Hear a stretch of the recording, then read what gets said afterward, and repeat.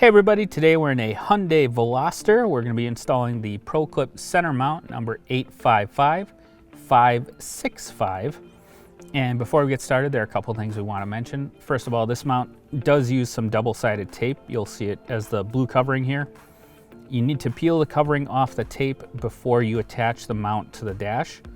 And that tape is designed so that if you ever have to remove the mount in the future, it's not going to leave any marks or residue behind.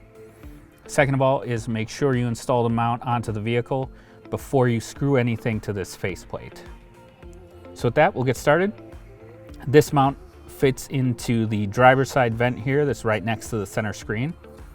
So the first thing you're going to do is take this bottom lip and we're going to insert that into the bottom of the vent here and make sure the tape sticks in place.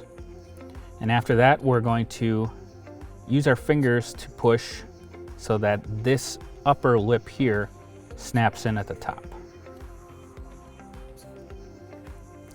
So you attach it like that and make sure the tape is nicely adhered to the bottom. And now we're just going to snap the top in place. And now we have a nice solid mounting platform for a custom ProClip device holder. We hope this video has helped. Have a great day.